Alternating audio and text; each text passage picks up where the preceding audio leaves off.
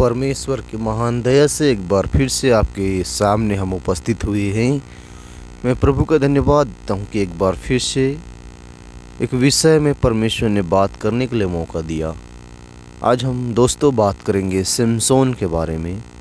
दोस्तों, एक स्त्री थी जो कि बांझ थी और उसका कोई पुत्र नहीं था। एक बार परमेश्वर के दूत ने उसको दर्शन देकर कहा कि तू गर्भवती होगी और तेरा एक पुत्र उत्पन्न होगा, इसलिए जब तक वो बालक तेरे गर्भ में रहेगा तब तक तू ना कोई अशुद्ध चीज़ें खाना ना पीना, ऐसे करके उसको आज्ञा दिया। और यह आज्ञा दिया गया था कि उसके बालों में कभी छुरा ना फिरा जाए। दोस्तों, उसके बालों में कभी छुरा ना फिरने की आज्ञा दिया गया था। तब सिमसोन पैदा हुआ। जब सिमसोन पैदा हुआ तो परमेश्वर के अनुग्रह में वो बढ़ता गया और परमेश्वर उसको आशीष देता रहा और अपने आत्मा से भरता रहा।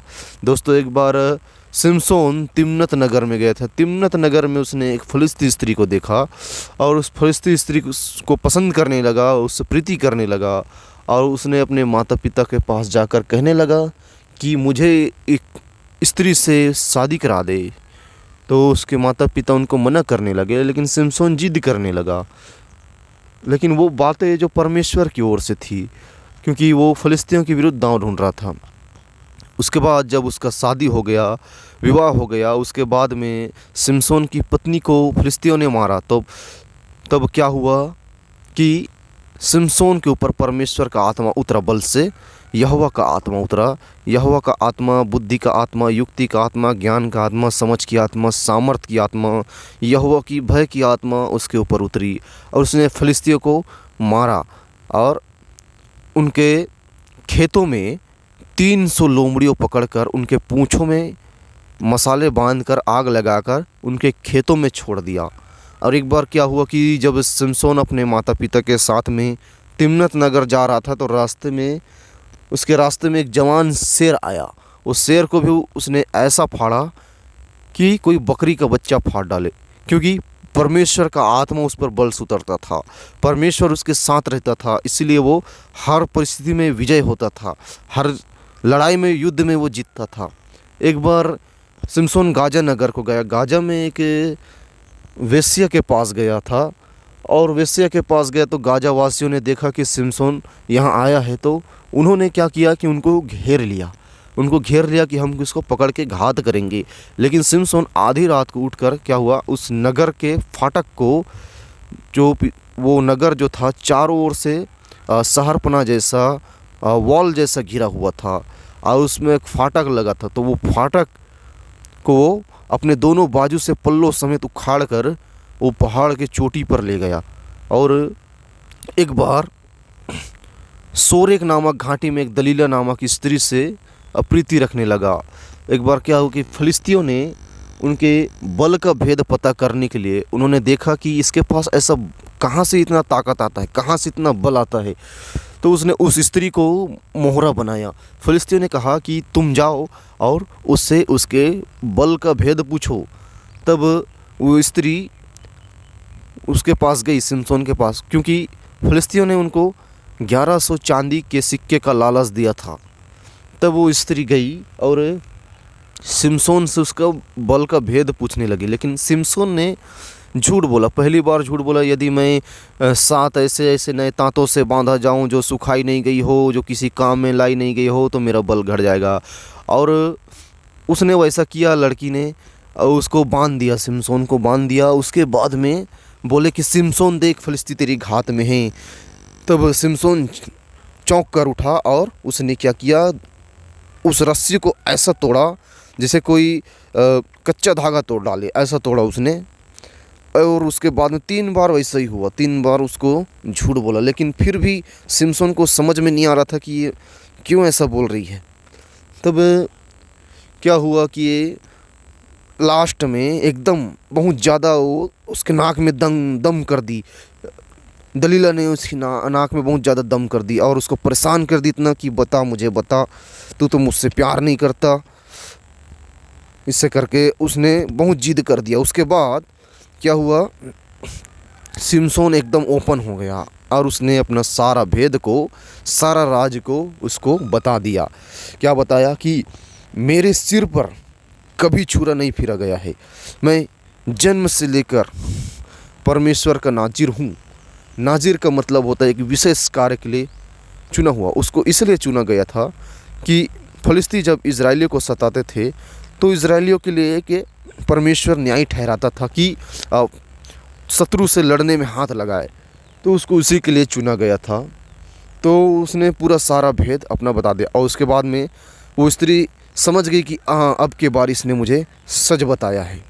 तब उसने क्या किया, सिमसोन को अपने गोद में लिटाकर और उसके बालों पर हाथ फेर फेर के उसको सुला लिया और सुला लिया। उसके बाद में एक बाल काटने वाले को बुलवाकर उसका बाल कटवा दिया, उसके सर के सातों लटे को कटवा दी। तब क्या हुआ, उसके बाद में उसको फिर से रस्सियों से बांध दिया।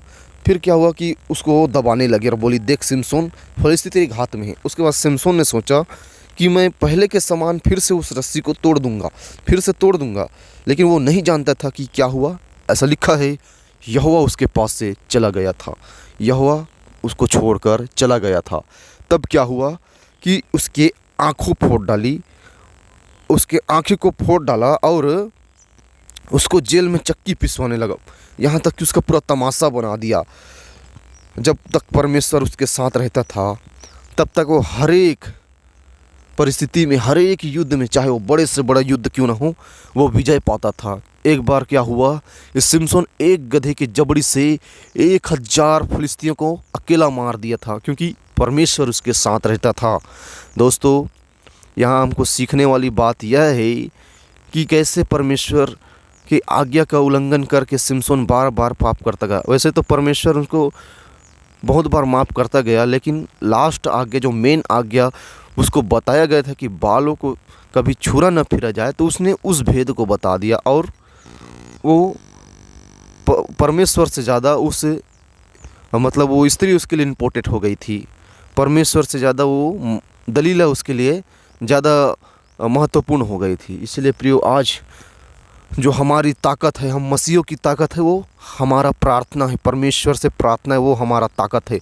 उस समय सिमसोन का ताकत बालों से आता था, आज हमारा ताकत जो है प्रार्थना से आता है। इसलिए शैतान भी कोशिश करता है कि कैसे मसीहों को प्रार्थना से रोका जाए, क्योंकि आज बहुत से सताव विरोध हो रहा है प्रियो, इसलिए कि प्रार्थना की सामर्थ जो है प्रियो, वो लोग बर्दाश्त नहीं कर सकते हैं।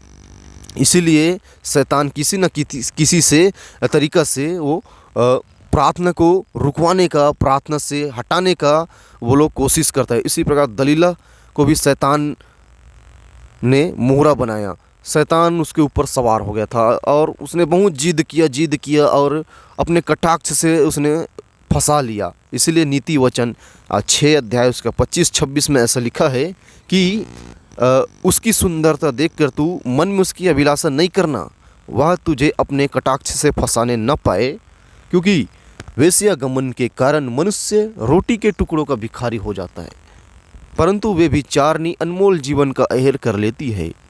ऐसा करके नीति वचन में लिखा है। तो उसने क्या किया दोस्तों, हमारा जीवन अनमोल है परमेश्वर की नज़र में, और सिमसोन का जीवन अनमोल था, तो वो परमेश्वर का दिया हुआ अनमोल जीवन को वो अहेर कर लिए, अपना शिकार बना लिए। और उसका लिखा है उसका बाल कट गया, उसकी आंखें फोड़ दी गई और उसको चक्की पिसवाने लगा, यहाँ तक कि पूरा तमाशा बन गया। लास्ट में उसके बाद फलिस्तियों ने उनको अपने देवताओं के पास ले गया, वो महल में ले गया, जो महल सिर्फ खंभों के सहारे टेक में खड़ा था, और उस महल के अंदर करीब 3000 स्त्री पुरुष थे। तब सिमसोन ने एक बार फिर से परमेश्वर से प्रार्थना किया कि कहा, है परमेश्वर, अब की बार मुझ पर दया कर, अब की बार मुझे फिर से बल दे कि मैं अपने दोनों आँखों का एक ही बार बदला ले सकूं और उसके साथ मेरा भी प्राण जाए।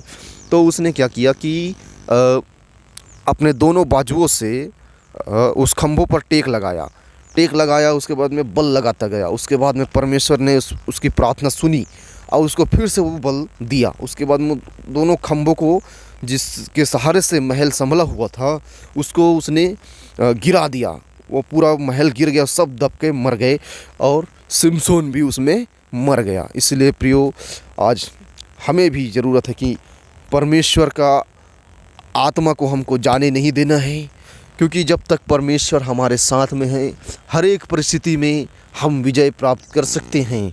इसीलिए परमेश्वर के आत्मा को कभी, परमेश्वर के पवित्र आत्मा को शोकित नहीं करना है।